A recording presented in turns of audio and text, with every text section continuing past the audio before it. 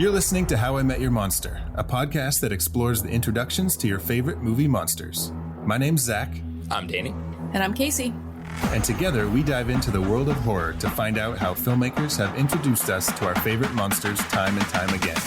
This is How I Met Your Monster.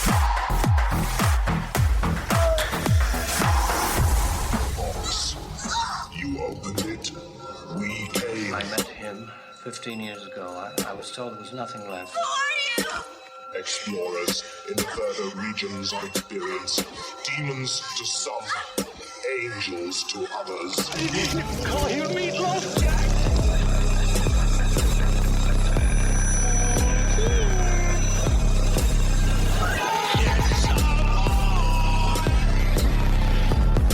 Surprise, Sydney. Come on, don't be chicken shit. Welcome to How I Met Your Monster, the show where we discuss the introductions to your favorite movie monsters. If you are not already subscribed to the show, make sure to find us on Apple Podcasts, Spotify, or anywhere you find your podcasts. And if you'd like to support the show and get a whole bunch of cool horror content at the same time, there's no better way than Fangoria. Visit shop.fangoria.com/howimetyourmonster and enter promo code howimetyourmonster at checkout, and you get 20% off and you help support How I Met Your Monster. So it's a win-win for everybody. It's kind of like How I Met Your Discount. You know, How You Met Your Discount is with the code How I Met Your Monster. Yeah. I mean, Yeah. yeah. And today we are wrapping up our Hunger Pains triple feature. Yummy, yummy, yummy. I've got love in my tummy. You got the stuff in your tummy? No, I have human flesh in my tummy. What's your favorite human flesh to cook up for dinner? Probably none of it. I like a But- leg. It's like a roasted leg, like at the park. Albert Fish roasted a butt. At the park? You know, like Disney has like the big turkey Or a legs. turkey leg.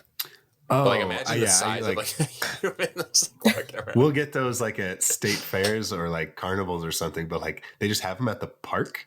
Yeah. Not like the park, like the local park, but like the Disney park or the Universal park. Like a theme park. Yeah. I always remember, Specific. oh my God. I didn't have a turkey leg until I was like 25 years old, or maybe older than that. Oh. But I always remembered when I was a kid, the Mortal Kombat movie came out and Kano had that big feast and he was sitting there and he was eating a disgusting turkey leg and he was dripping juice all over. And I wanted nothing more than to eat that turkey leg. Yep.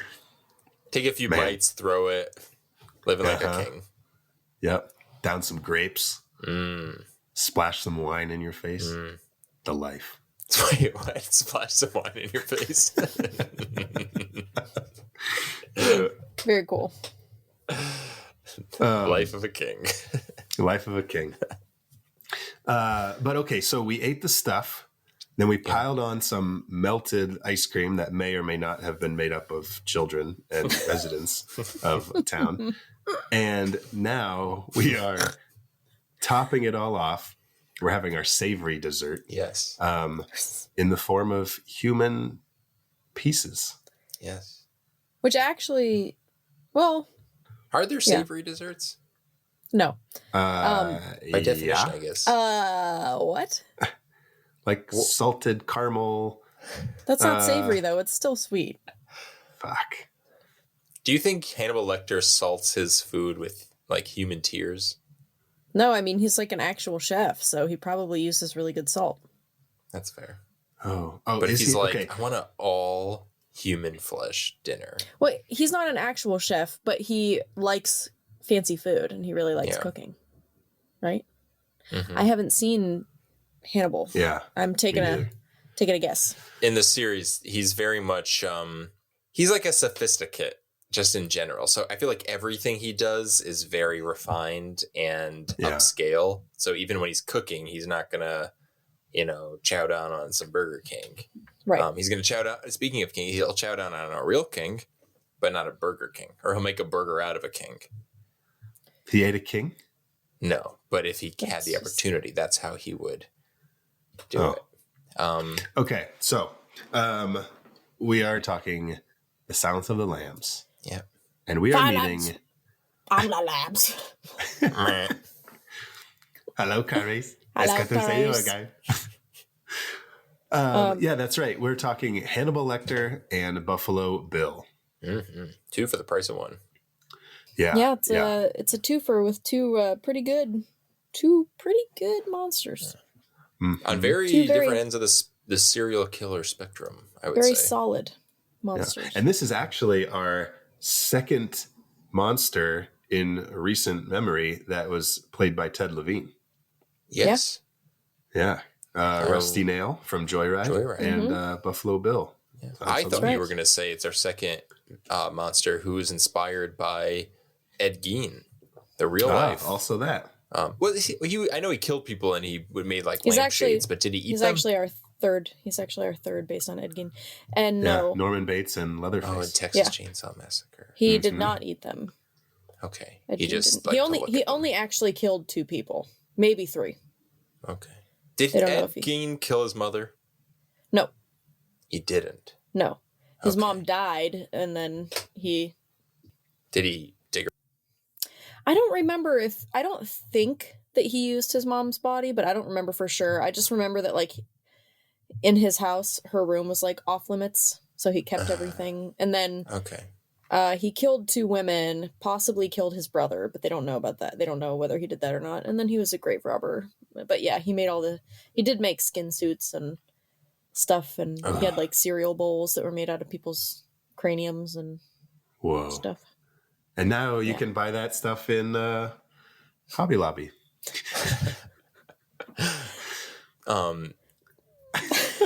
There's this great podcast called Inside Psycho that basically delves into the making of Psycho, and before they actually get into like Alfred Hitchcock and even the book being written, there's a lot of emphasis on sort of the inspiration. So they do like a deep dive into Ed Gein and all of his little psychotic behavior. Right. All right. So Buffalo Bill was also based off of a serial killer called Gary Heidnik. And it's still very, like, loosely based, like most things are.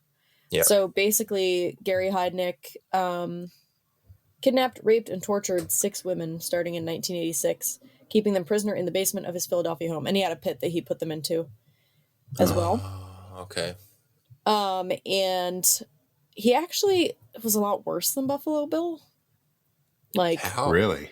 Yeah, because he like really tortured them and raped them, and like one of them died, and he made the other girls eat her.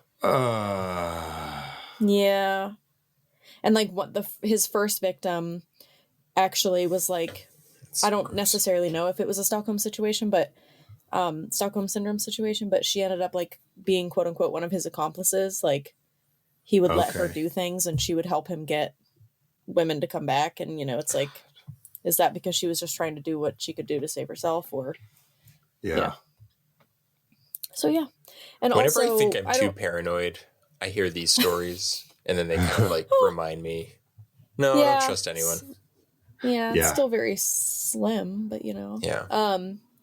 And then, I'm not necessarily sure. I don't think necessarily that he was based off of Ted Bundy, but like his tactic of getting Christine in the car was definitely a Ted Bundy thing.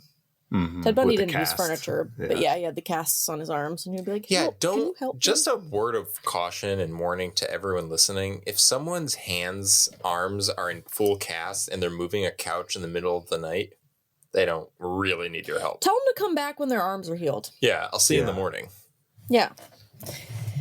And Hannibal Lecter was actually inspired by a man named Alfredo Bali Trevino, who was a surgeon doing prison time in Monterrey, Mexico, for murdering his gay partner.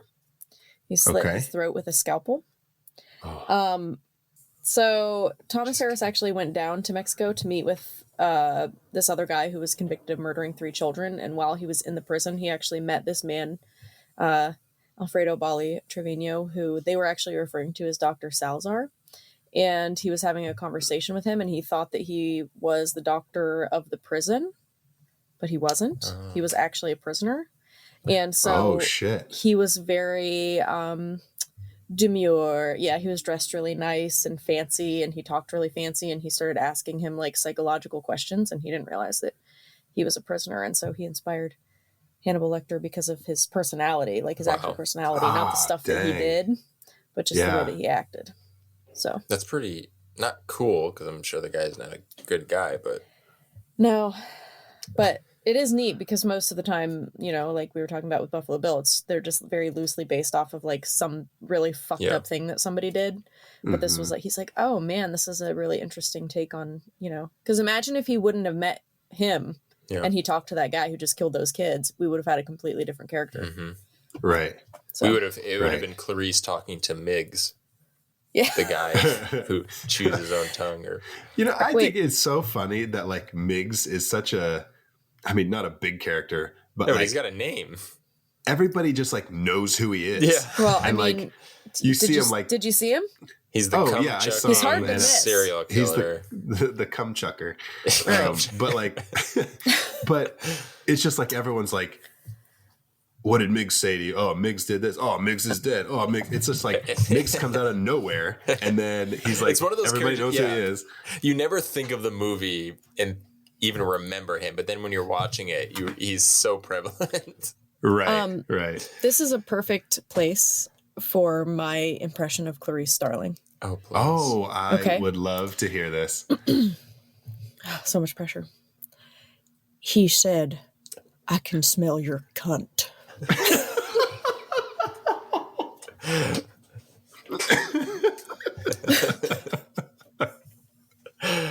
Is that the one phrase you've been practicing? Just that was great. It is, because it's my favorite line in the movie. I love that she says it though, because I feel like he's egging her on to kind of be like, wow, she seems so like innocent. She probably doesn't even want to acknowledge that word. And she just comes right out and is like, I'll fucking say it. Like, I don't give a shit. Like, don't fucking she judge did me. sound very nervous. She did. Yeah. But she still did it. And for that, I give her a lot of credit. I'm just going to get my hot take out of the way. Please. Right out the gate. I don't have a problem with Jodie Foster. I don't think that she's a bad actress. However, her voice is so distracting to me that I kind of just laugh when she talks. Can I ask you a question? Have you ever seen the movie Hannibal? The sequel? No. So Jodie Foster would not come back for the sequel, so they recast Clarice with Julianne Moore. So if you don't like Jodie Foster's voice in this movie, Hannibal has Julianne Moore doing Jodie Foster's voice from this movie. Oh no. And it's a trip. I love both of them. I think they both give really stellar performances. But it's really hard to sort of I don't know, not be totally aware of her doing that character. Yeah, you're just taken out of it because it's like just... And so I honestly, I haven't watched any other Jodie Foster movies in a really long time. She doesn't always have that accent, does she? Like, no. I know she's always got the weird little, like, lispy thing. No, like, I watched Panic Room semi-recently. Okay. So that extra little twang that's added in there in this movie is another part, like, her, you know, that... Yeah, that's her... In combination with... Yeah, in combination with her actual voice, it just... cracks me up. Because we're supposed to believe that she's from this area that would have this, like, chicken and sheep farm. Right. That, you know, she... Yeah. I mean, she didn't grow up there. She was sent there, but... Yeah. But then, like, that, you know, when she's interviewing him, he, like, calls it out. It says, like, all about her past. And she, like, melts when he's saying that. You can see it just, like, on her face. She just wants to, like... Which, I mean, she does break down when she gets outside, but you just can, like, see it on her face, like she's holding it all in. That's what I love about this movie, though, because, and I know we haven't even really, like, kind of gotten into, like, the story part of it, but, I mean, the title alone, the more you think about the title, The Silence of the Lambs... I spent a lot of time thinking about the title yesterday. It's so, like, it's literally telling you, like, this is about Clarice healing the scars from her past. Right. On a journey that she would have never taken had she not been scarred in the first place by her father dying.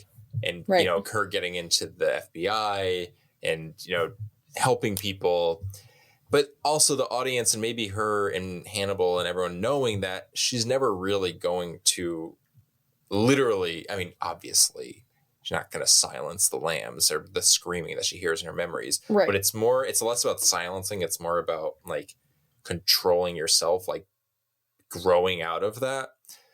So then the title is even like wishful thinking in a sense that she knows she'll never get. You'll never silence that part of you. So it's very, it's a really complex kind of direction to take this kind of story that could have been a lot more generic, but still just as entertaining because the story itself is so fun and the characters are so compelling. But then to add that ingredient and to lean so heavily into it, I think there's a reason it won all the Oscars and people love it so much.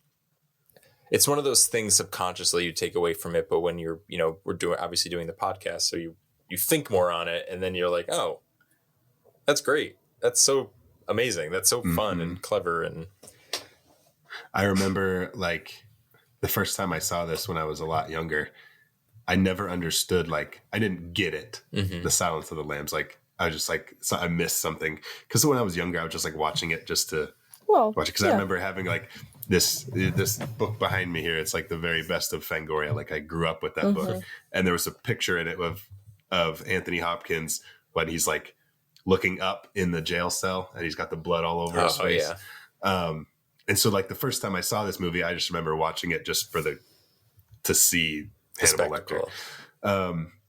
So it always kind of stuck with me. Like, why do they call it Silence of the Lambs? Like whatever. And then like you just watch it and they just like tell you. Yeah. Exactly. Hannibal Lecter's like, so you think if you solve this case, you can silence the screaming of the lambs in your head. And it's like, oh. You're like, how did I miss that? But I think we all did. The first time I watched this whole movie at one time in its entirety was probably within like the last 2 years. I had seen the whole thing in like parts because when I watched it, I had remembered everything, you know, that happened. But even yesterday, because I have only seen it fully at one time, yesterday when I started, I was like, I wonder why they call it The Silence of the Lambs. And then when I watched it, I was like, oh, yeah, they just told me. Yeah, it's like right there. It's the whole reason why like Hannibal is so invested in Clarice in the first place is because of like that. I don't know. It's funny because Zach, I totally agree. And Katie, like, it's just one of those things that when you're watching it for just like it being this really like, oh, that scene where he eats the guy's face and like the you know, the Chianti line and it's all great, but it kind of it's all this. And that, I'm not trying to like, that's not like a negative thing, but that's like the surface level stuff. It's the things that are the obvious. Like that's what pulls when you're you younger. in. That's just what you know. Yeah. That's what you know. Also the stuff. What we're talking about is also kind of surface level because it's so blatant about it because it's explained. But I'm not sure why, but I watched Red Dragon a dozen times growing up. I loved Red Dragon. Yeah. But yeah, I don't know why. So the prequel to Silence of the Lambs is Manhunter. Which Red Dragon also? Okay. So the novel is so Thomas Harris wrote 4 books that are in like the Hannibal universe. There's Red Dragon, Silence of the Lambs, Hannibal, and Hannibal Rising. They've all been adapted. The only Red Dragon was adapted twice. The first time right before Silence of the Lambs as Manhunter. Yeah. Okay, well, in that case, I've got some information here on Hannibal Lecter. And I mean, there's tons of information on the internet, but I wanted to ask you guys about this little segment, which fully disgusted me. And it's not from Silence of the Lambs. It's from something else. And I don't know what movie or book or what. It says, Hannibal the Cannibal. During the mid-1970s in America, Lecter continued his killing spree. During this series of murders, of which he was convicted, he killed at least 9 people and attempted to kill 3 others. Mason Verger was one known survivor, having gone through psychiatric counseling with Lecter as part of a court order after being convicted of child molestation and for viciously raping his own sister, Margot, who also went to Lecter for counseling. It's from Verger, Hannibal. this is from Hannibal. Mm-hmm. Verger invited Lecter to his home in Owings Mills one night after a session and showed Lecter 2 caged dogs that he intended to starve and turn against each other. Lecter offered Verger a recreational drug, but this was actually a cocktail of dangerous hallucinogenic drugs. He then suggested Verger try cutting off his own face with a mirror shard. Verger complied, and again, at Lecter's suggestion, fed most of his face to his dogs and ate his own nose. Lecter then broke Verger's neck with a rope Verger used for autoerotic asphyxiation and left him to die. Later, the dogs were taken to an animal shelter to have their stomachs pumped, which led to the retrieval of Verger's lips and parts of his forehead. However, the skin graft was unsuccessful. Verger survived but was left hideously disfigured and forever confined to a life support machine. Why haven't I watched Hannibal? That is horrible. That's in the movie Hannibal too. Oh, Jesus. Yeah, Gary Oldman. Yeah. Previously uncredited. You would never recognize him. Yeah. Oh, really? So I saw actually Hannibal in theaters. I did not, either they didn't explain it in the movie or I just didn't get it that he was that horrible of a person before Hannibal did all those things to him. Oh. But now that makes sense. Okay, so they don't talk about his past. They might, though. I saw it when I was very young. Oh, so, sure. Oh Gotcha. my God. You guys have to see. I almost spoiled something. You guys should watch Hannibal. It scarred me as a kid. I should not have watched that at a young age. Is Hannibal, is it decent? Is it a good movie? Yeah, I mean, Ridley Scott directed it. You got Julianne Moore, Anthony Hopkins, Ray Liotta. I remember I've never seen it, but I know the Ray Liotta thing. Yeah, that's a great scene. I remember it is very different. It's just different. It's a different. I wouldn't go into it as like this is a Silence of the Lambs movie because it's called Hannibal. It's way more. I mean, Anthony Hopkins is in this movie for I believe 16 minutes, which is crazy because he won leading actor at the Oscars. But it is a very different, very, very vicious direction to take the story. And you have Ridley Scott who does these like, beautiful, very highly respected movies. He also does Alien, which, he's not afraid of horror. And you really get we haven't that done in Alien. Hannibal. Yeah. No, we haven't done it. What the hell? Well, a lot of good movies, a lot of good things coming up on the docket. Yeah. On the docket. Yeah. On the old docket. So Danny, before we fully dive into this movie, why don't you read us the synopsis of Silence of the Lambs from IMDb, the Internet Movie Database. All right. Data or data? I say data. Data? Because I date people. I don't dat them. Data was also the name of the Star Trek character. Right. Yeah. Right. What if you said they were like, do you want to go on a date with me? What? A dot. That doesn't make sense, Danny, because, okay, whatever.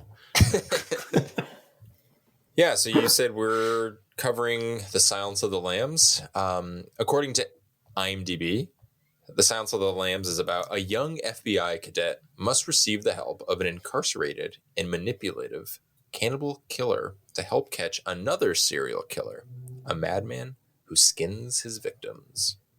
Hell yeah. Oh my God. Is that why they call him Buffalo? Yeah. Because he's skinning the buffaloes. Oh my God.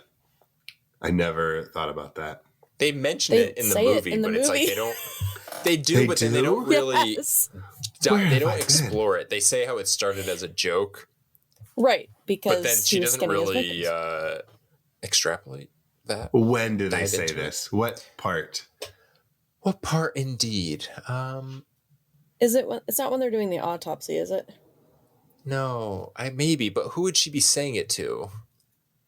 Oh, it's when, and I could be wrong. Maybe I'm wrong, but it's when she's going into the garage and she's trying to get in, and the guy who owns the garage is like, "Why do they call him Buffalo Bill?" Oh, I think. okay. Okay. I could be wrong. Okay. Officers I must have missed that. at Kansas City Homicide made a tasteless joke that this one likes to skin its humps. That's right. That's what they say. Oh, I heard them say that, but I didn't. Okay. I didn't put that together with Buffalo. Son of a bitch. Yeah. Gotcha.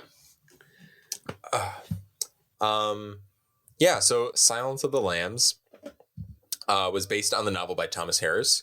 Thomas also wrote, I think we mentioned this, but he also wrote 3 other novels, Red Dragon, Hannibal, and Hannibal Rising. The film was directed by Jonathan Demme. It won 5 Academy Awards, including Best Picture, director, adapted screenplay, actress for Jodie Foster, and actor for Anthony Hopkins. So that's a sweep then, right? Oh, yeah. They call that, it's the Big Five. Yeah. The Big Very Five. rare. They swept. Yeah.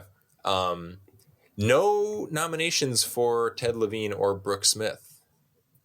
Brooke Smith, who played Catherine, and Ted Levine, who played Jane Gum, a.k.a.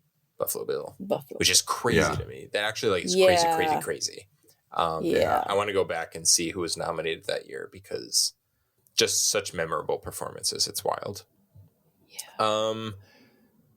A lot of the stuff I guess we did already mention. It's kind of technically, but sort of indirectly a sequel to Manhunter, which Michael Mann directed. It was adapted from Red Dragon, which was adapted again later in 2002 by Brett Ratner.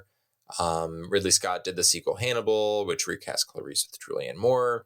And then there was also some television adaptations with Hannibal from Brian Fuller, who horror fans may recognize as the creator of the upcoming Crystal Lake series about Jason Voorhees with Mads Mikkelsen and Hugh Dancy. I love Mads Mikkelsen. Me too. Do you know I met him twice? I interviewed him twice. Yeah, 2 days in a row for 2 different movies. He was so sweet. And then there was a series in 2021 called Clarice, which is about Clarice Starling, and it is set between Silence of the Lambs and Hannibal. And yeah, there's nothing really more else to say, so I'm gonna shut the fuck up. Shut the fuck up. But yeah, Casey, I never told you that. I guess why would I tell you that? I think maybe you have. It sounds familiar now that you've said it. I actually might have video of one of them I can send you. It's so embarrassing. They would just throw me into these and I'd have no preparation and I was so nervous. Oh, Danny. What? He was the bad guy in Indiana Jones. Mads Mikkelsen? Yeah. In what Indiana Jones? The Dial of Destiny. Oh, really? He's the titular Dial of Destiny. No, but he is the main bad guy. He also plays Hannibal. Doesn't he play Hannibal in the series? Mm-hmm. Yeah, he plays Dr. Hannibal Lecter, and he does so pretty wonderfully. God, he is nailing it as villains. He's Hannibal Lecter. Yeah. Look at him. Grindelwald. He looks like a fucking villain. He does. Which is so funny because in person, he's so soft-spoken and sweet and very gentle and funny. That's like Viggo Mortensen. Viggo Mortensen, to me, looks like evil. He looks evil. But he's so nice, and he's got this little Viggo Mortensen, he's played a villain, right? I mean, I'm sure he has. Eastern Promise as well? No, he's not a... I mean, he's part of the Russian mob. He's cold and tough, but he's not a villain. See, I can only think of Lord of the Rings, obviously. I'm picturing the road cracking a really wicked smile with his little chiclet teeth. Yeah, he's so but cute. I digress. I digress. We digress. Yes. So yeah, that's okay. That's the silence of the Lambs. That's the silence of the Lambs. Oh, guys, should we whisper in honor of Clarice's traumatic history? No. Let's do some ASMR.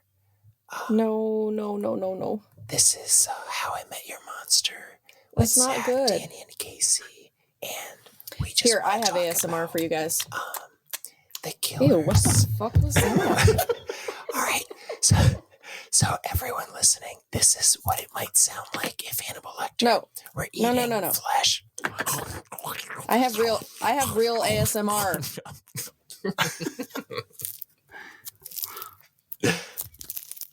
Oh God. What is that? Is that phloem? Yeah. It is. Do you remember Gak?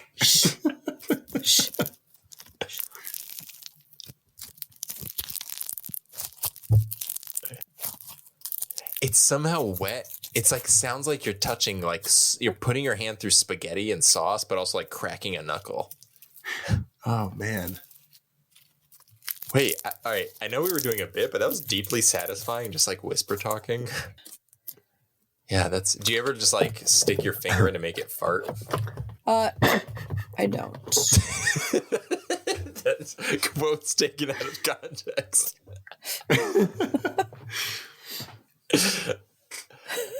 Yeah, listeners. So we've kind of restructured the show. We've got into my slime collection. How I met Casey's phloem. Anyway.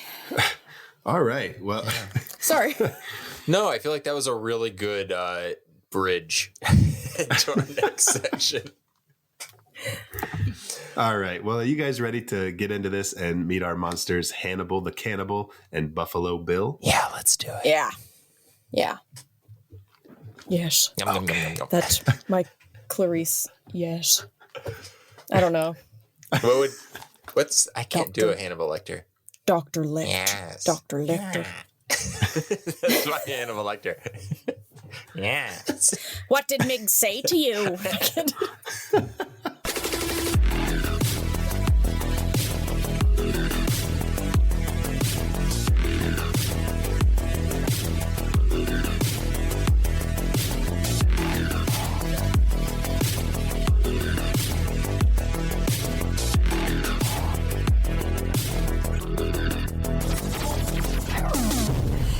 Hello, Clarice. It's good to see you again. Which is funny because he never says that in the movie. Well, he says it in The Cable Guy. I know. But I always, every time I see this movie, when she's walking into like the gymnasium or whatever that is, where he's in that big jail cell, and he's like got his back turned reading the book, I always think he's going to say it there, and he never does. He doesn't say anything, does he? Chip Douglas got you. What if he just like he might say like hello, Clarice, or he something. He says stuff to her because I remember he doesn't look at her. Sup, Clarice? What if he just he's reading. Didn't say anything? It was just still had that like creepy smile. And you should like just like a little fart. He's reading and his and back he's like, is to her. I didn't know you could hear me behind the cell. Let us begin. I would love to see like a skit of some comedy skit where it's like they recreate that interview scene, like the initial one where he's behind the glass and like some kind of farting takes place. I think it would be so Anyone funny. who says that farting isn't funny or is like dumb comedy can go fart. Like farts are so funny. It's hysterical. Well, apparently there's an SNL episode where Matt Damon portrayed a young Hannibal Lecter, and it's called Hannibal Lecter Goes to College. So, Oh my goodness, that sounds amazing. Maybe That's there's funny. some fart jokes in there for you guys. One would hope. You hope so. Yeah. You want the fart joke. You wait for the fart joke, and you're happy when you get the fart joke. Yeah. Okay, so this movie opens up with Howard Shore's amazing score, which is just so good. And I'm surprised that was maybe it was nominated for an Oscar, but I'm surprised that didn't win an Oscar. Oh, I don't think it was. I think it was just nominated. It was nominated for sound and editing, I believe, but not score. Wow. But yeah, it's so good.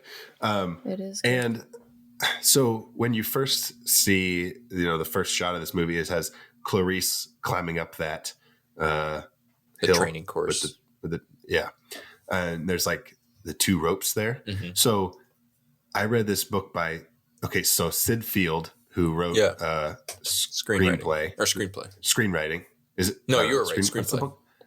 Screenplay, which is considered like the quintessential book on screenwriting. I read another book of his about like his there you go, screenplay, the foundations of screenwriting. He's got another book where he talks about 4 screenplays, which he says are just like some of the best screenplays ever written. He talks about Terminator 2, Dances with Wolves, Thelma and Louise, and Silence of the Lambs. And it's such an interesting read. Like, you'll never see these movies the same again. Sid Field's only seen movies released in 1992. Right. But he talks about Silence of the Lambs, and if I remember right, it was really interesting because he's like, the movie opens up with the screenplay opens up with her climbing the thing, and there's 2 ropes, but there's obviously no one on the other one because she's taking this journey by herself. And it's not like, impactful to the movie, really. But in terms of screenwriting, it's like having those 2 ropes there that symbolizes that she's she's going at it alone. I love that. Anyways, it's funny you say that. And it's such a great point too, because I was thinking about this later in the movie.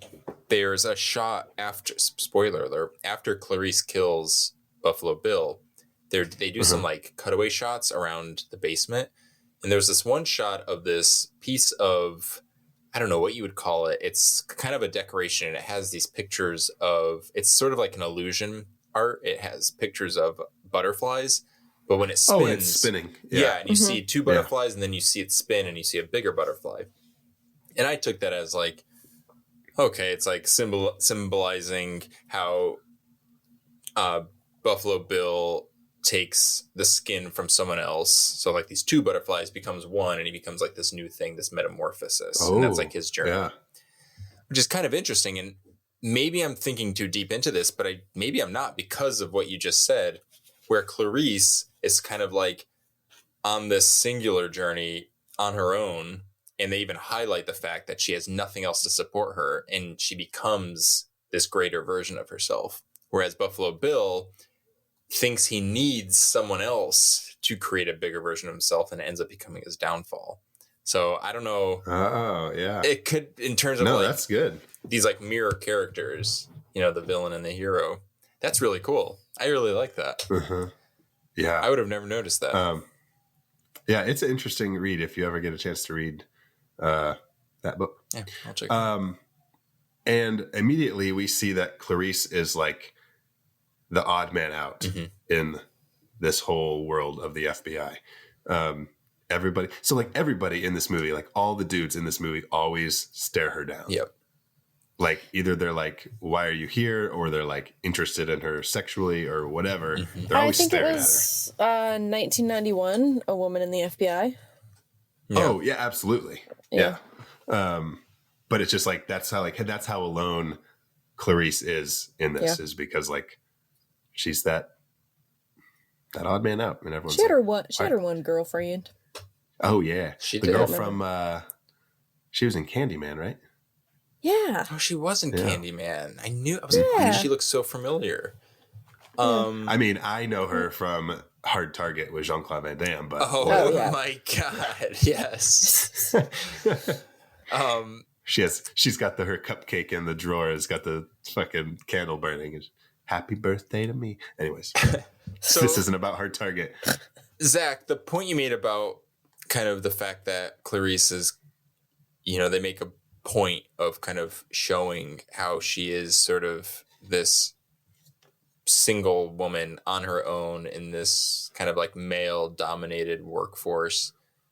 That was the big kind of inspiration behind, Jonathan Demme has a very distinct style in the way he shoots close-ups with like the characters. Usually he does it again in Philadelphia, the characters looking at the screen. Looking right into the camera. The whole point that the reason he did that was he wanted everything to be in the perspective of Clarice. So whenever someone is looking at the camera and she's like talking to someone, they're looking right down the lens because it's like you are in her shoes. But then whenever they cut to her, it's a little off. So like we're not quite in their perspective. Sure. The only other time, and I could be completely wrong, but the only other time that I caught it where you do see directly down the lens is when she is with her coworker her friend and their Ardelia. Yeah, you get her POV. So you have the female perspective, which I thought was really fascinating. And they are like on the same page, and we're in their world, and they're the ones who actually are the ones who get all the relevant information that they need. Right. Oh, that's good. Yeah. That's a good Silence catch. of the Lambs, just the horror version of Barbie. Yeah. Casey, don't tempt us. Actually, I was thinking. Tempt us. Wait a minute. No, because actually, Men is the horror version of Barbie. Yeah. Oh, okay. I have yet to see that movie. I haven't seen it, so I'm sure there will be another chance for a conspiracy theory down the line. So, there's another monster in this movie that I'm not even going to call him a real monster. He's just a straight up monster. It's Dr. Chilton. Why? Because he wants to sleep with Clarice? Ugh, he's a poor man's Nick Nolte. I mean, that's why The Dollar Tree version? yeah. but he's just like he tries to screw everything up for his own personal gain. Yes, I know. I was kidding. Oh no, but I mean that's part of it too because he's a fucking creep. But Yeah.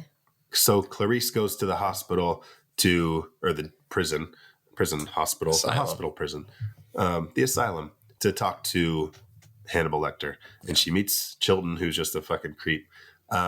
And then she's taken to the basement. She's told all the rules, and she makes that long walk down the corridor to that chair that's sitting right. That shot is so good. That's the best. Just that walk to the, down the corridor is like masterfully shot. That reveal from her perspective, which is like makes it when she passes that last wall and he's standing there. You almost wonder if the shot would have been as iconic had Jonathan Demme not taken that direction with the way they shot the movie from her perspective. Right.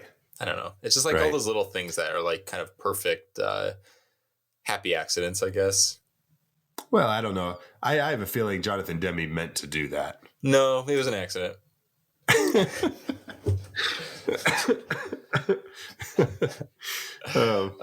Yeah, this whole movie was kind of an accident. Yeah, there wasn't even a script.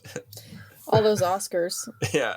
They all were at the They were all Oscars. They're like, accidental. what the fuck? They're reading the book while they're filming. They're like, okay, well, we got this. So we got these props here. Let's just do this. They're like, so why will Hannibal be relevant to the story? Like, I don't know. Let's just figure it out. But yeah, no, that's a great reveal. The first time we see Hannibal Lecter, and he's standing there. He's at attention. He's waiting. At attention. Yeah. I mean, he doesn't have a boner. I mean, maybe he does. But That's not what I meant. Pitching a 10. Disgusting. He's just bonering it up. He was inspired by Miggs. Oh God. That's something that also I love about this movie too, just for a setup, is going to one serial killer to help find another serial killer. Yeah, they actually did that. They've done that before. Really? Yeah. When the FBI started the behavioral analysis unit. So did the FBI get that idea from Silence of the Lambs? No, it was before Science. Okay, I saw this new movie, Sarge. Sarge.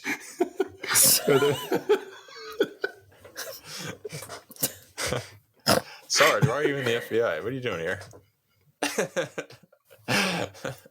Okay, so what was the name of the FBI program that was inspired by Silence of the Lambs? Yeah, so the behavioral analysis unit. Okay. Behavioral analysis unit. Okay, so they weren't necessarily like, hey, can you help us track this guy down? It was more, how do we understand you to maybe understand Yes, but they did also, at one point, they went to Ted Bundy and asked to help find the Green River Killer, which Ted Bundy was executed in 1989, and then the Green River Killer wasn't caught until 2001. Oh. So I'm not sure how much good it did them, but they did go to him and ask, and the behavioral analysis unit through the FBI, they went around to, that was created in 1985, and they went around and talked to Edmund Kemper and Charles Manson and Jerry Brudos and a bunch of serial killers to help them try to profile killers so that they could find them. That's crazy. Dang.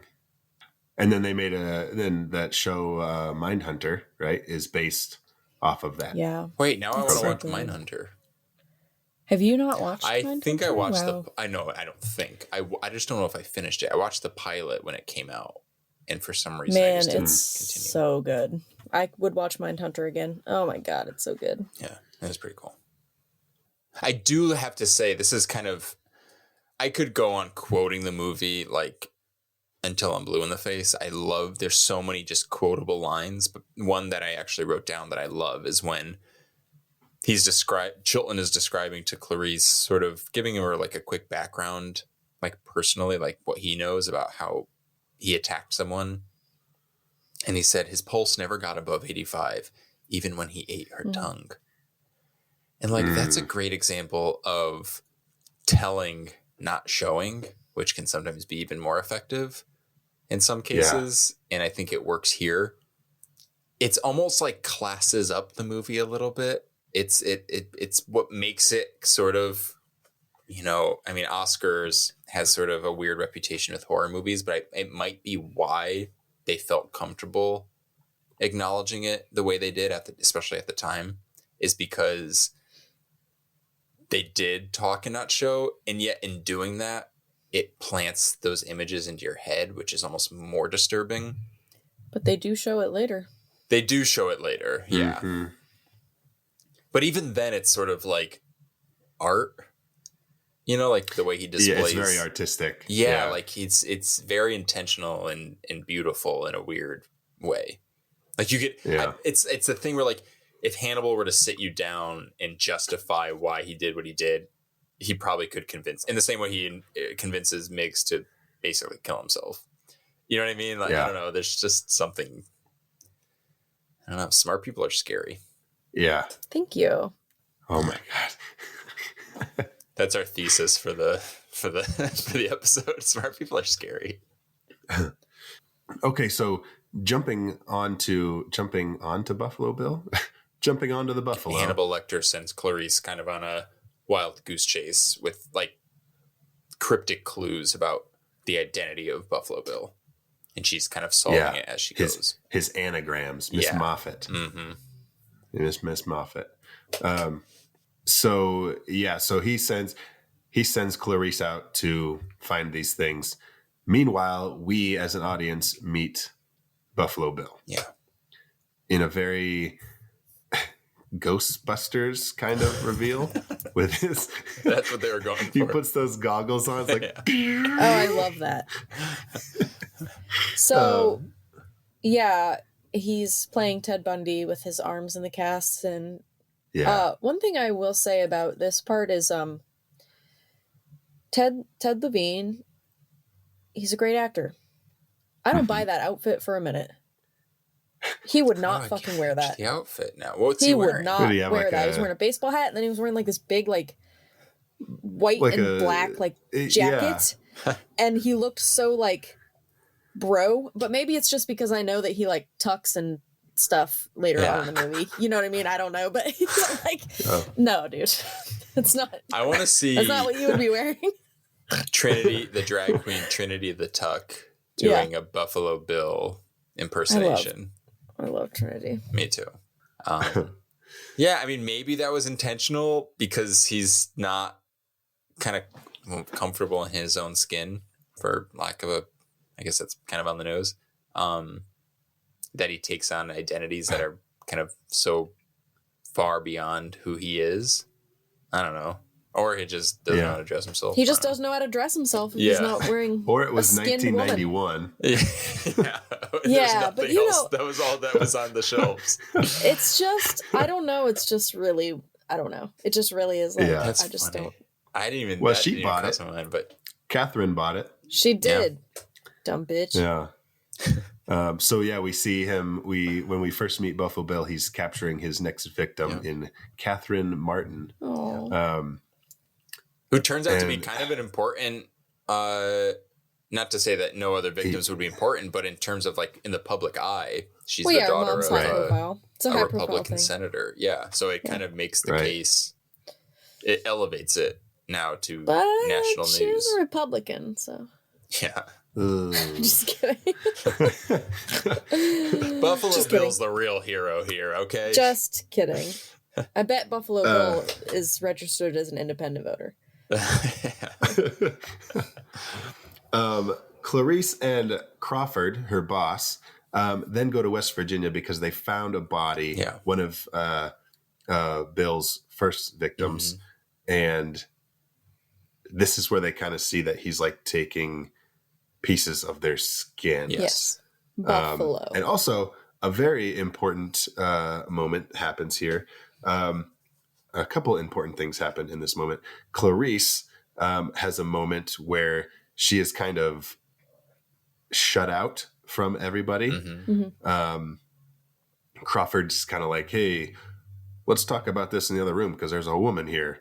And all the cops there just like looking at her. And she's got this another moment of like isolation where everyone's like, she's a woman. Yep. Leave her out of this.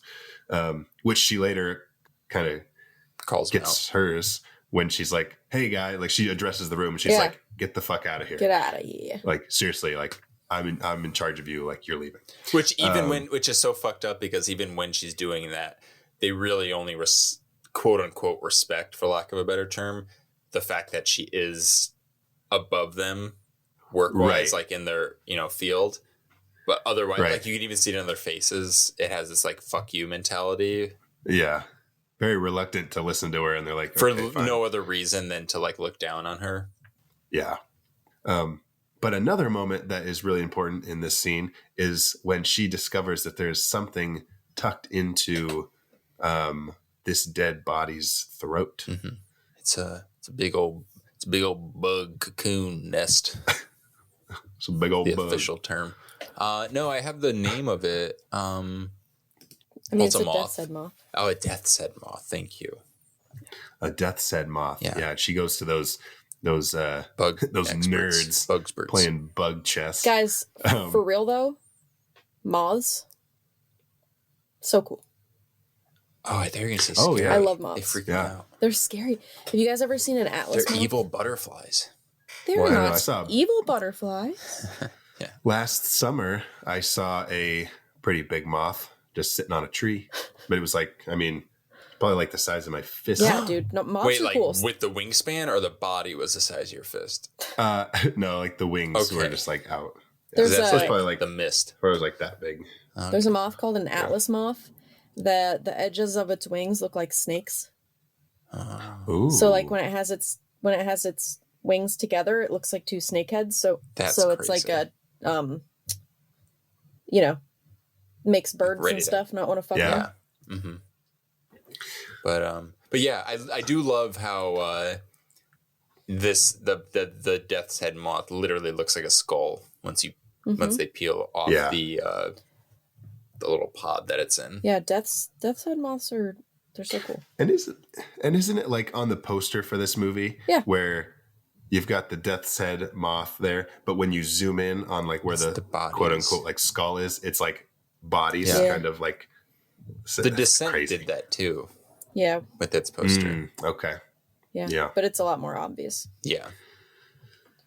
So we find out that Catherine Martin is the daughter of a senator, and Clarice and Crawford kind of use this as an opportunity to try to get Hannibal to help them even further. And they say, hey, the senator gave you this great offer. We'll move you to a new prison. You'll have a view. You can go to this beach. All you got to do is help us find her daughter before she's dead. And Chilton, who is the scumbag that he is listening in on this. And he just goes right to Hannibal and he's like, they're fucking lying to you. Oh, he calls the senator. That's what he does. Yeah. He calls the senator and she's like, I didn't make that deal. And so he goes to Hannibal and he's like, they're fucking lying to you.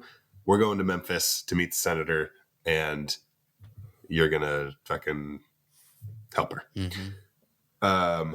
And when they get to Memphis, oh my God, that scene in the airport is so good for a couple of reasons. One, we see for the very first time the classic Hannibal Lecter mask. Yeah. Oh yeah. That face shield that they put on, which is just a very cool mask. And second, Hannibal, he's so witty and he's so dark at the same time. Mm-hmm. He's did. Oh my God. And so he asks the senator if she breastfed Catherine. And she's like, yeah. Why? And he's like when people get their when people get their legs amputated, they can still feel my eggs. When people get their legs amputated, like they can still feel like a tickle where their leg used to be. And he says to the senator, he says to the senator, when your little girl is on the slab, where will it tickle you? Ugh, that line, it's like, the line is so good, Phantom but it's nipple. also like so fucking dark. But just a really good scene. But we did pass over a few things. I passed over a few things. Sorry, guys. There's really just like three main things. Okay, so during the scene when she goes to see Dr. Lecter, the quid pro quo scene, we get a little bit of a setup to her story about the lambs. Oh, right. But I do really... So there was a lot of sort of debate, not even debate, it's been a contention about this movie when it came out. And the conversation is still sort of happening today. Maybe less so, because I think people are very open to kind of the intention. But some people within the LGBT community did take a little bit of offense to the fact that one of the villains in this movie is... or at least identifies as transgender. Sure. But why? Because the fact that Buffalo Bill is, we're at the peak of like the AIDS crisis, and you have a villain who identifies as LGBTQ. It just felt tasteless. Well, and it's at a time where it's such a sensitive topic that, not to say that. And that's the whole debate and conversation is like, art, you should be able to say whatever you want to say, Uh-huh. But that's not to say that or that's also saying that the audience can interpret it however they want to. But what I did appreciate, and I think what people have come to sort of appreciate, is the fact that they do specifically point out the fact, and it's worth kind of repeating here, that James Gunn was not actually... but this is where it gets tricky. Hannibal Lecter says that he was not transgender, but that's almost kind of like implying that James Gunn couldn't self-identify it, even if it wasn't like the technical, quote unquote, medical terminology. So it's just a little strange there. But there Clarice was also speculation about that with Ed Gein as well. Oh, was there really? Yeah. Well, I guess they're kind of drawing the idea that if you are to dress up in the clothes of another gender, then you are automatically transgender. It's not just clothing. Yeah. Skin. But that's the thing. He was wearing their boobies. And I think that's the thing with this you wear movie a skin suit. We could have a whole episode on this, and we could, if we did, I think we would have experts on this topic. I just think it's worth addressing. It's worth pointing out because it did sort of like, there was a cloud over this movie because of that. That said, Clarice does specifically point out, she says there's no correlation in literature with transsexuals and violence. So I thought that was just an important point to bring up. It's just it's a topic that's worth discussing because it is, the more you pull it apart, you start to really, the whole point of identity is not about like some clinical description of what identity is. It is, it's more fluid. Obviously this was a movie made in 1991, 91. So obviously the topic has evolved and changed, and this is such a popular movie. People are very aware of it. I personally don't think it had bad intention, the fact that they have that line in general. But I did think it was interesting that Jonathan Demme, his follow-up movie to this was the movie Philadelphia with Tom Hanks and Denzel Washington. A lot of people thought and maybe there was some truth to it, but a lot of people thought that he actually made it in response to this movie. It's kind of like in solidarity with the LGBTQ community to sort of say like, no, like I respect you. Like I was never trying to paint you in that light. Although I don't think that was ever proven. He did say that he did the movie because a friend of his had AIDS and he's kind of doing it as like to honor him. But yeah, I have really nothing else to add. I just thought it was worth pointing out. The movie points it out. Yeah. People still point it out. It's just, I don't know. There's a lot to pick apart. Yeah.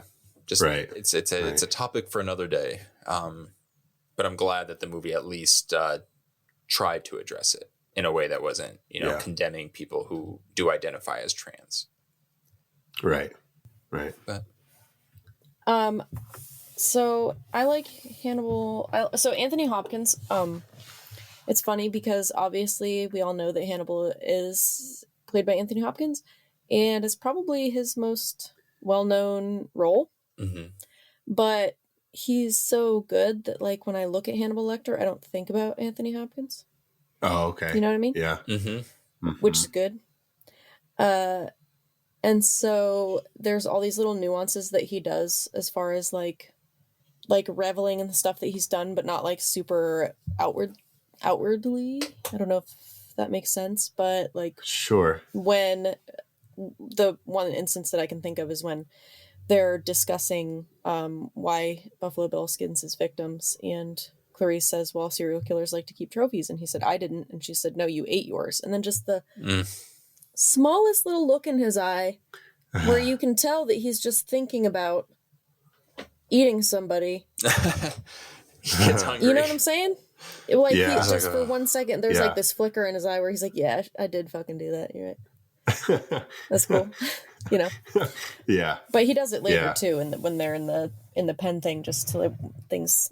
He's just so good. It's funny you say that because it's such a good performance. Yeah. There's moments throughout the movie where he does have these little like looks and expressions where because you wonder, you're like, how he's so like textbook clever, and he's clearly articulate and all that, but like he has to also know if he's that smart. Is he self-aware? I guess. Like, is he like, oh yeah, I know it's not right to do this, but I still do it. Oh, of course. So that's what I'm also wondering. Like, how self-aware is he?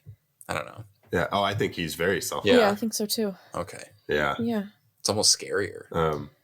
Yeah, it is actually. Yeah. Well, because he's so proud of it, and he knows that how uncomfortable it makes people, and he knows how wrong it is. You guys know? Yeah, I think he is. Do you guys know what the definition of insane is, as far as the as it pertains to the law? No. Well, pleading insanity is literally just knowing whether the difference between right and wrong. Okay. So it is scarier when people aren't insane because they know what they're doing is wrong, but they're not stopping themselves from doing it. Like, so he's not technically insane. Right. Okay. Right. But then you have there's this serial killer named Richard Chase, and he was called the Vampire of Sacramento, and he literally thought that there was something wrong with his blood, so he had to drink blood because he had to fix his own blood. You know what I mean? Oh, and that is disgusting, but that's not as scary to me as because he didn't know. That's insane self-preservation compared to and about the blood. So just a side note, because I think it's fun, Vampire of Sacramento. So first of all, because he drank blood, and he did some super, super fucked up stuff, but he also would just go around to doors, and if they were locked, he would just leave the house, but if they were unlocked, he would go inside. Yeah, and it reminds me of being invited in when you're a vampire. Oh yeah. Have they done a movie about that? About him? No. That's wild. No, Danny, they couldn't. Why? He put babies in blenders and stuff. Yeah. Oh my God. Yeah, just one. Oh, just one. Just one. Oh my God. Yeah. Sorry. That's why they can't make a Richard Chase movie. I'm sorry. Awful. This is gonna start turning into like a animated movie podcast, like How to Meet Your Hero. Oh, yeah. This week we're gonna watch Encanto about the love of family. Okay, so we do get Bill looking down into his hole. His pit. His hole. His pit. Looks very flexible. Did you picture him like trying to look at his own asshole? Because I did. Yeah, exactly. He's like all pretzeled up. And kind of... Like, oh, that's it. It looks like the dad in society when he becomes a butthead. I guess I am an asshole. No, but we've got that scene that has been mocked and parodied so many times. The lotion scene. Yep. It puts the lotion on its skin, or else it gets the hose again. I don't blame him. You know, I've got really dry skin, and if you're gonna make a skin suit, why not? Yeah, I love that he's very like proper when he's telling her to do it. He's got his dog, Precious. That is her name, Precious, and he's like, "It puts the lotion on its skin, or else it gets the hose again." And then she like won't do it, or she won't put it in the basket or something. He's like, "Put the lotion in the basket," and then she just pushes him to the brink, and he breaks, and his classic Ted Levine voice comes out. And he's like, "Put the fucking lotion in the basket!" Oh my god, it's so just that. I love that. Like, it's so that good. shift. See, my mom is a real important woman. I guess you already know that. Now it places the lotion in the basket. Please. Please. I want to go home, please. Please. It places the lotion in the basket. I want to see my mommy. Please, I want to see my I want to see Put the fucking lotion in the basket! Yeah, you notice that like when Christine's mom, Ruth, is on TV and she keeps saying her name and they're like, oh, she's trying to humanize her. He also calls her It.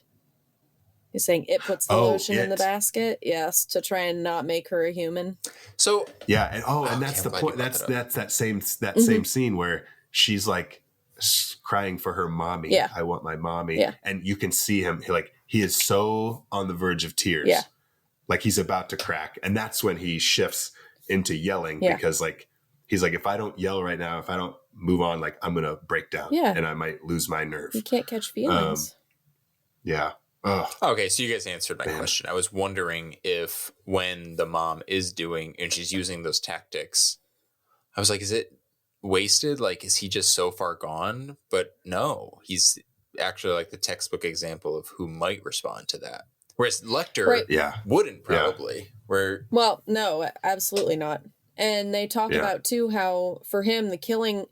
So there's process killers and product killers. So process killers are people who actually like the killing part. They like taking somebody's life. And then a product killer is what they get from it afterwards. So he'd be a product killer because he's skinning them. I see. Okay. So like Jeffrey Dahmer was a product killer because he liked to keep dead bodies around. And, the bodies, you know. So, okay. So gross. Well, that's like she was saying earlier. She's like, a lot of killers keep a trophy and you ate yours. Right. Because he was all about the process. Which is funny because technically he did keep a trophy because eating them is like making them part of you. The trophy. You know? Oh, yeah. Yeah. You pooped the trophy out. Well, part of what you eat still stays in you. Yeah. You still get like the nutrients and stuff from it. So he's really, he absorbed their powers. He absorbed their powers. That's the ultimate trophy. Clarice is like, he tells her that. She's like, okay. That's like the ultimate trophy if you ask me. Because it's like, they're never leaving you. Yeah. Oh my God. You either absorb their powers or you make a lamp. Or a nipple belt. Or a nipple belt. Yeah. God. Okay, so now after Hannibal has been moved to the Memphis area, he's in the courthouse in like this. I think it's a gym. I always call it a gym. Yeah. Is it a gym? The gymnasium. But he's like a gymnasium. It's like a but he's in like this hall, big. maybe. Okay, maybe it's a banquet hall. It's nice. But anyways, he's in this big cage, and this is where Clarice comes to see him again. She's not supposed to be there. And they talk about her past and like why she hears these screaming lambs. And she thinks that if she solves this case, she's going to silence them and all that. And then she gets booted. But Hannibal took something from whatever. A pen. Well, he has a pen, but he also has... But I think he snapped that little key. Part of... Oh, okay. Oh, is it part of the pen? I thought he just had like a little Oh, it might be piece the pen of cap. metal. Yeah. Okay. Because Chilton even looks, he's like, where is it? And the guy's like, he's mine, so they my keep pen. highlighting it. You're like, it's coming back. Because earlier, when you're in the cell and Chilton is saying like, there's no deal, you're not getting anything, you're moving to Memphis, and like Hannibal is just focused on that pen that's sitting So on patient. the bed. And it's like, and you're like, oh shit. Did we What? We probably skipped something because we're... What? You didn't even write it down. Oh my God. What was that? What did he do? Would you fuck me? Oh, I'd fuck that's you. later. I think that's coming Isn't it? later. Okay. That's later.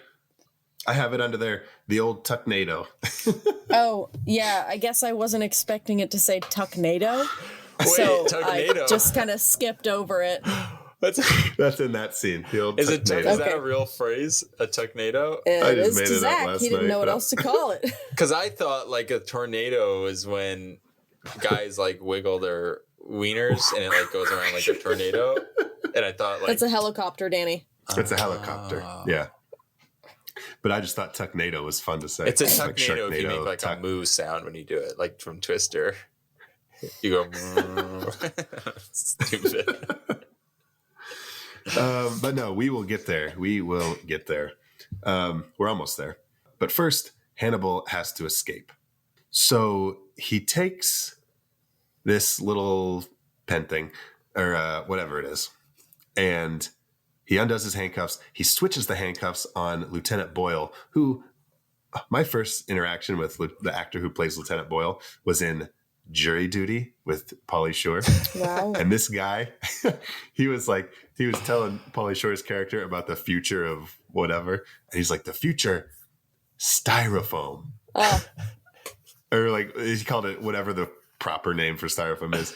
And he's got this pickup truck filled, overflowing with styrofoam boxes and thing. And he says, and the best thing is they pay you by the pound. and styrofoam is very light. Yeah, that's the joke. Yeah. That's the funny I know. thing. He thought he was like making bank. Is that supposed to be like a spoof off of The Graduate? Yeah. Oh, Yeah. stupid. Plastics. And, yeah. But anyways, so I'm always thrilled to see Lieutenant Boyle. Love it. I Thrilled. feel like in he's this. in something else. Like I could just look it up, but he's one of those faces where it's like you're in a lot, aren't Yeah. you? Yeah. He's one of those faces But- for a while, and then he doesn't have a face at all. Hey. Well, he keeps his face. He keeps his Pembry, face. He's got Sergeant one of those faces, Pembry and he keeps that is face. the one. Lieutenant Boyle gets strung up and like gutted. Yeah. And that's like the very artistic, like Okay. crucifixion kind That's of. Got like the thing. angel wings made out of something. Yeah. Oh man. But Do you think that's a nod to the Red Dragon? Because that's kind of like it I looks don't know. like in the Red Dragon, like the imagery. But I could be pulling Okay. that out of my ass. I don't remember. I watched a lot as a kid, but it's probably been almost 20 years since I've seen it. But Pembry, Hannibal takes Pembry's face. He takes And his that face scene off. But that whole scene with Hannibal escaping and the elevator Yeah. is so suspenseful. And I remember seeing it for the first time and just like my mind was blown because there's two scenes in this movie that Jonathan Demme pulls off just absolute perfection. And this is the first one, the elevator scene. The other one, you know what it is, but we'll get to it later. But yeah, this is like this is a horror movie, right? But this is like the first and only time, I guess, in the movie where there's like gore, Yep. that it feels like a horror movie. Yeah. You get the payoff. Yeah. And we see what Hannibal the cannibal is really made of. But just, yeah, this scene is just it's so good. It also just shows how clever he is too, because it's not just like gore for gore's sake.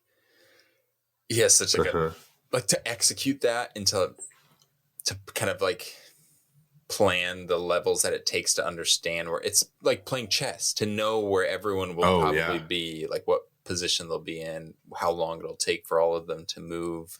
Sure. It takes someone like Lecter to do that. So you just learn even more about him. You learn basically everything there is to know about him as like the villain. Like we've seen him as the scholar. And now it's like, oh, wow, I get it now. He's so smart. And then Clarice is sent to Belvedere, Ohio, because she and her Ardelia, her friend Ardelia, they kind of discover that the first victim of his was someone that he probably knew. So she goes to Belvedere, Ohio, and this is where she meets a cat who solves the entire case. That's right. See? Fucking love cats. Clarice would be nowhere without this cat. Wait, what happens? What did I miss? If she's in her room and she's looking at stuff, and then there's a cat. She gets distracted by a cat meowing who's sitting in another room. Yeah. And she goes to look in that room and she sees all the sewing materials and stuff. All the sewing materials, and she sees the dress with the two triangles or diamond shapes cut out of them. And that's when she's like, oh my God, he's making a skin suit. So tell me this. Do you guys think that there must have been some relevance to when Catherine goes to her house before she goes home, we see that she owns a bunch of cats. So what's the correlation there? Oh, I thought it was like a few. There was just one in the window. Oh.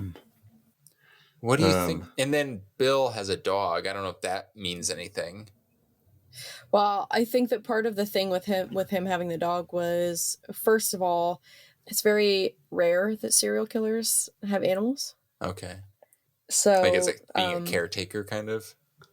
Yeah, so it's like, you can tell that when she's talking about how she wants her mom, that he has some sort of, he's not just a complete sociopath, like he has feelings. So I think the dog kind of plays into that, but also Christine ends up pulling Precious down. It's a good way, to have some collateral too. It's funny. We're going to find out that like the whole thing with Catherine having a cat, the writer put that, or Jonathan or someone put that in there to kind of imply that she would be more willing. She was a cat person, so she's more willing to abuse a dog. To kill the dog. It's like we've established she likes cats. And this is where we get the famous tucknado, which I'm going to put my copyright on this. I coined the term tucknado for this scene. So we've all done you it. have to make nobody every else man can on use this it. planet has tucknadoed at least once in their life. Well, now what you have to do is you have to make a tucking panty company called Tucknado. Oh yeah. So it reminds me of that scene in Scary Movie when he's like, "What do you think? Tucked in or out?" tucked in or out? And they're like, "Ow, ow."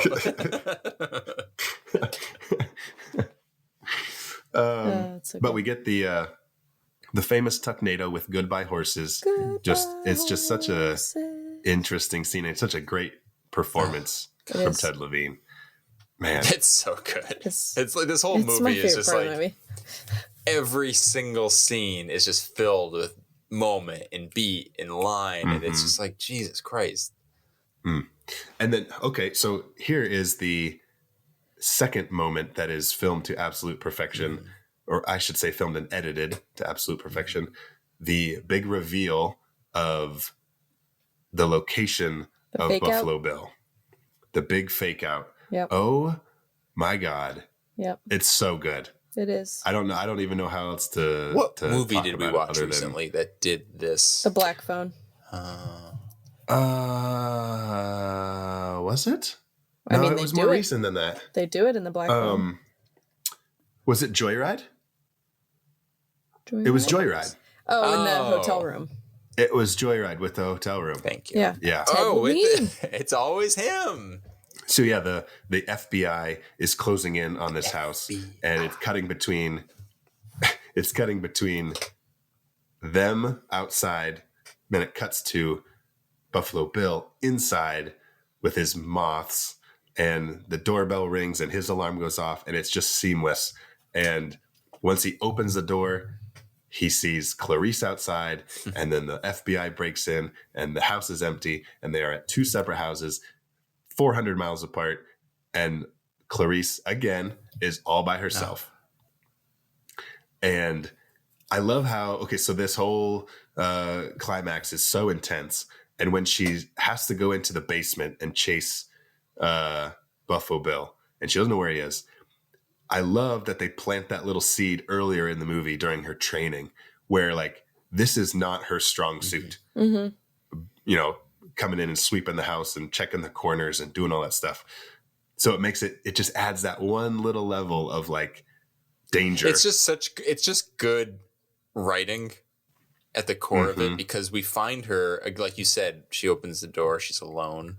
So we're kind of with her in the same setup, essentially, of how we found her. We leave her where we found her, but she's gone on this journey, and she's grown so much over the course of a fairly short amount of time in trying to figure all this out, that like you're still nervous and worried for her, but you have more faith because you've seen the little things that she's had to face. Yeah. God. Mm-hmm. God, it's good. It's brilliant. It is truly brilliant. Yeah. And she saves the day. She gets Buffalo Bill. I love her final line right before she shoots him, and she's like, "Wham, bam, thank you, ma'am," and then she just like shoots him. Is that what she says? Mm-hmm. Yep. She hears he's like got the night vision goggles on, and she's and she's like, he's right behind her, and he's like about to touch her face, whatever, and she hears the cock of the gun, and she says, "Wham, bam, thank you, ma'am," and then she quickly turns around because he gets flustered when he hears that. And he's like, "Oh, because he hates David Bowie." He established, if you listen, he establishes that earlier, and he hates any time someone quotes a David Bowie song. Yeah, and she knew that, and had she not gone through that journey in training, she would have never figured it out. Right. So when he cocks the gun, she spins around. There is, and I get it, it's a movie, and there's like a suspension of disbelief and in editing and all that. Why didn't he just fire? There is like a moment of like where he could shoot her. Do you think there was a part of him that, because we did that hesitated? Yeah, because you guys both highlighted how he was more broken than maybe even he believed. Yeah, he didn't like to just kill people.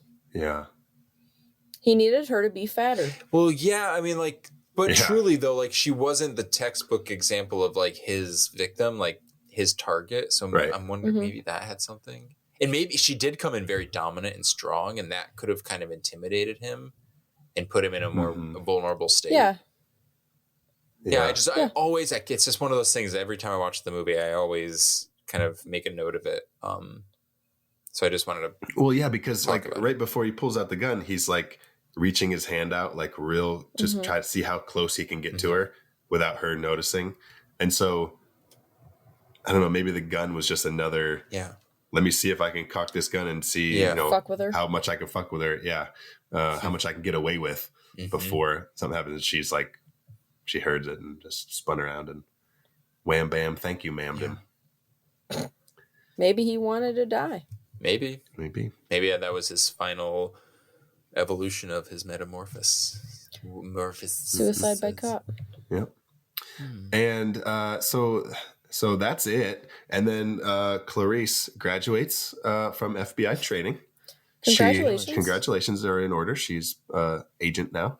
They have some cake. And then she gets a phone call. It's our old friend Hannibal Lecter. Hello, Clarice. What if she heard that and started giggling? She's like, sorry. And he's in some foreign country, and he's got a little disguise on. He's got like blonde hair and a hat and all that stuff. Choice. And he sees Chilton come off the plane, who's like in hiding because he probably thinks Hannibal Lecter is after him, and he is. Right. And he says that he's like, I can't talk long. I'm having an old friend for dinner, and oh my god, it's so good. And I love how she's, we were talking a lot about just like the camera and how like we're in her perspective. And then all of a sudden we're looking right at her. Like, I don't know. There's just something that felt so like unsafe in that moment because you're just seeing her just haunted and horrified and just. Yeah. And like, she thinks it's over for the most part. She's like, Hannibal or, Dr. Lecter's not going to come after me. We got Buffalo Bill. And then she hears his voice. And then she's like, almost like thrown back into like that traumatized state that she was when she was a girl here in the Lambs. And she just like keeps repeating his name. She's like, Dr. Lecter. Dr. Lecter. Like she's in a trance. Wait, Casey should be doing this. No. Oh, do it, please. I haven't practiced that. Oh, you ASMR version. You got to do it. No. Dr. Here, Lecter. I'll get Dr. I'm having Lecter. an old friend for dinner. Dr. Lecter. Dr. Lecter. Dr. Lecter. The secret is to add a little southern twang and a few more syllables. Dr. Lecter. Dr. Lecter. Dr. Lecter.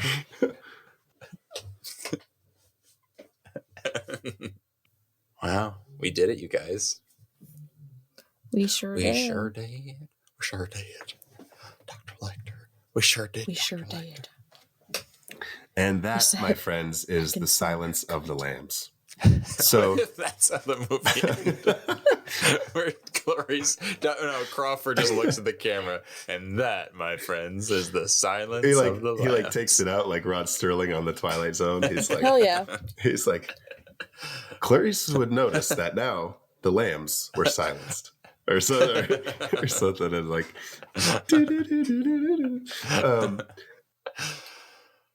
well, do you guys want to talk about our favorite reveals in The Silence of the Lambs? No, I'm good. All right, I'll see you guys. Bye.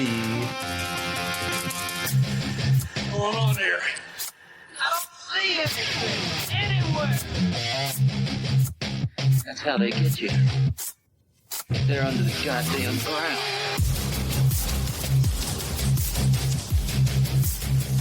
I bet you guys could guess mine. Goodbye, horses. Of course. That would be like the reveal of his tuck. You hear all about it. So here's what I have for the reveals.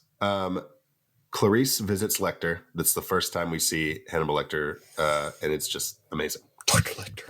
Dr. Lecter. Dr. Lecter. We get Buffalo Bill's Ghostbusters night vision goggles, right? We get Buffalo Bill looking into the well, because that's like when... staring at his hole. We get Buffalo Bill looking into his hole.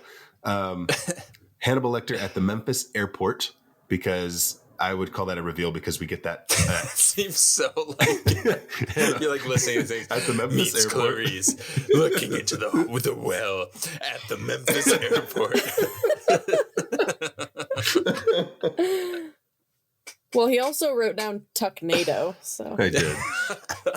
At the Memphis airport. I want to do a Tucknado at the Memphis airport. Oh, not in Tennessee, man. Yeah.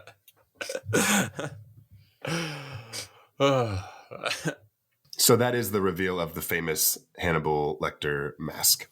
Yes. We get the reveal when he escapes the jail. I've got Hannibal in the ambulance, taking the face off.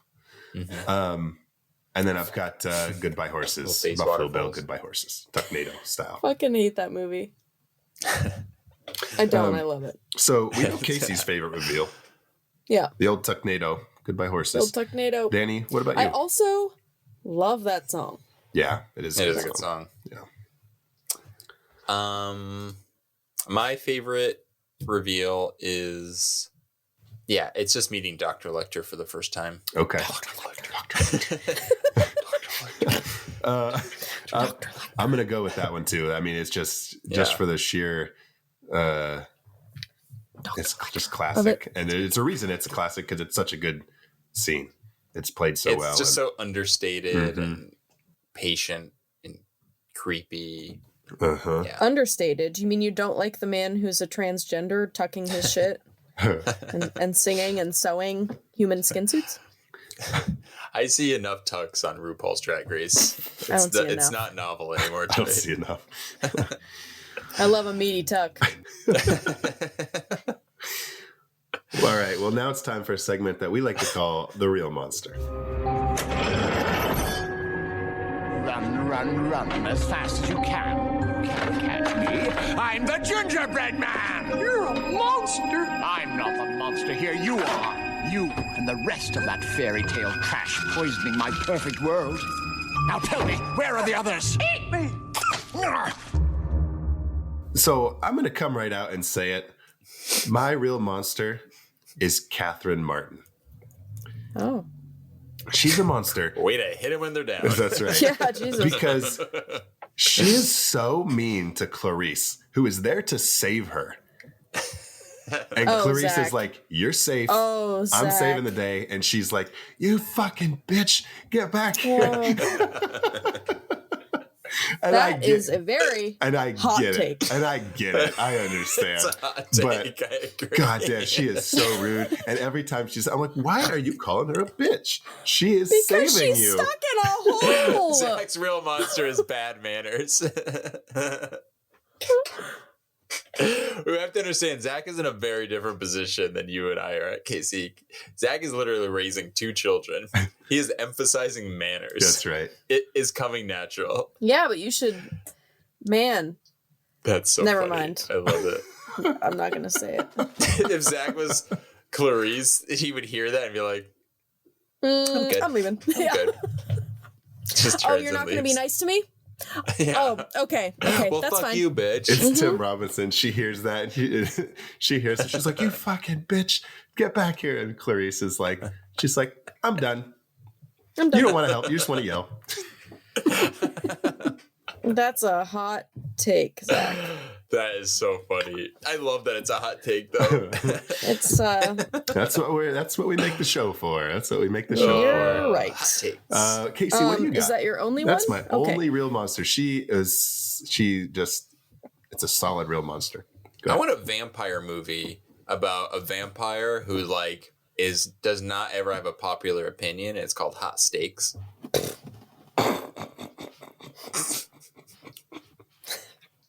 Dr. Lecter. I gotta win you back with a classic. If I lose you on a bit, Dr. Lecter. Casey, who's your real monster? Mine is the beauty standards because he made sure that Christine was a size 14. Mm-hmm. His other chicks were also a size 14. Mm-hmm. He said when she asked about the first victim, she went to the house, said, I'm investigating the death or the murder of such and such. He said, oh, was she that great big fat person? But Size 14. you have to do it in a Ted Levine voice. Oh, is she that great big fat person? And Yeah. she was size 14. I'm a size 12. But I think we have to see it through the So lens I'm a of this great guy. big fat person. No, We're seeing it through the no. lens of a serial killer. No, because after No. he says that, she goes, yeah, she was big. His victims had to be a size 14 because they had to be big enough for him to fit into their skin. And I'm a size 12. So I'm a great big fat person. But yeah, No. maybe it's just another example of him projecting his insecurities. I don't know. I just feel No, like it's everything not. He that wants comes a big from fat him. person so he can fit into their skin, Danny. No, because then he would be saying he wants someone who is his size. So he's sort of he's putting the attention onto him through vicariously through his victims. I just feel like there's so much more to untangle there. No. He wants loose skin. Everyone is beautiful, okay? The standards of serial killers in 1991 should not be something that we worry about. Right. Or Right. give any credence to these days. Yeah. Or ever. But that's just my opinion. Just one man's opinion. Mr. Lecter. Do you have any other real monsters? No, that was it. Well, I have 3. I said Mr. You said Lecter. Mr. Lecter. You call him Dr. Jones, doll.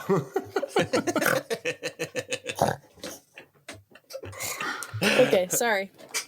So my first one's just it's not funny. It's just Dr. Chilton. Oh, And yeah. anyone who Yeah. capitalizes on people's health. Right. Dr. Lecter's or Mr. Zach Lecter's. over here thinks Christine is the real monster because she was rude. She was abducted funny. to be turned into a skin suit, but she's not allowed to call Clarice a bitch. No, you don't want She to. hasn't You just want to eaten be. in You just want to 17 yell. days. You just want to yell. Dr. Lecter's wig at the end. Oh yeah. It was just That's such a not choice. It's just such a choice. Yeah. There's like he didn't need it. He did, just, though. I'm getting into like his head of how I just feel like it draws more attention. It's like who's the guy with like the weird long hair? It's like and it's like in the a matching like a suit. fish out of water story, like from the 80s, where they're like going like, what's the fashion these days? And like so like the store owner like oh, this is what's hip, and he like puts it on. Like, Wait, it's literally this isn't the Barbie universe. It's when Barbie puts on Oh, that's clothes that right. she thinks would be normal. Her and Ken put on their Dr. cowboy Lecter is the outfits. Barbie. Wait. Nope. well, I told you we'd be coming back. I told you we'd find one. It is time for the How I Met Your Monster conspiracy theory of the week. Hit it. You're telling me that NASA is going to kill the President of the United States with an earthquake. Not exactly the kind of thing a Secret Service agent can, like, just throw himself on top of. The whole Vietnam War was fought over a bet. Howard Hughes lost to Aristotle Onassis. This is the third issue this year. Conspiracy theory. Is Anthony Hopkins Margot Robbie? So it proves that Anthony Hopkins and Margot Robbie are the same person, not Hannibal Lecter and Barbie. Yeah, exactly. So then my third and All right. final real monster, and I would say the ultimate real monster, is anyone who has yet to gift me with Clarice Starling's green coat in this movie, because it is like the epitome of the coat that I wish I've always had. Looks like the most comfortable, cozy, aesthetically pleasing coat I've ever seen in my life. And at the end of the movie, she takes it off. I'm like, Clarice, that's your armor. Or maybe it was weighing her down. Yeah, but she's wearing this the whole movie. She only takes it off. She only takes it off at the end. There's that scene when she's in the shower and she's wearing her jacket. Oh yeah, she's wearing it when she goes under the storage unit door. It's sort of like her gloves are off moment, but it's like green jacket off, like when it gets real. It's very 90s. Very 90s, but I there's something very comfortable about the 90s. I don't know if it's because that's just when we were children, so it feels like a safe space.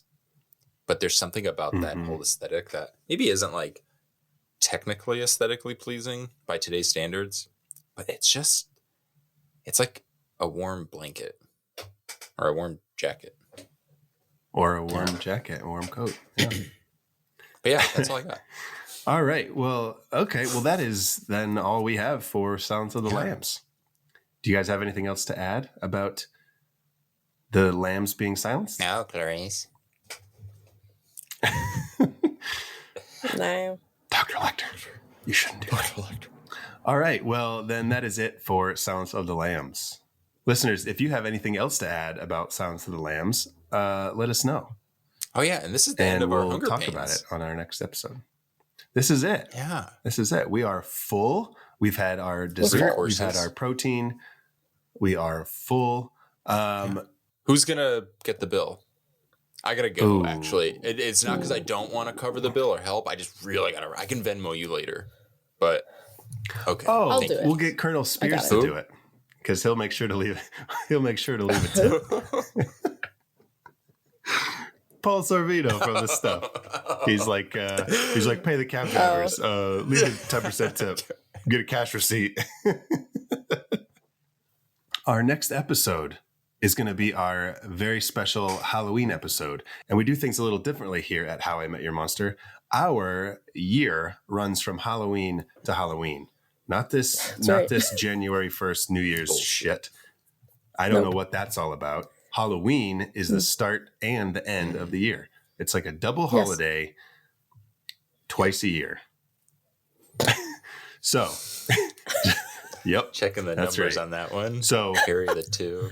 We start on Halloween, we end on Halloween, and so our special Halloween episode, which will come out next, is what, Danny? What is it?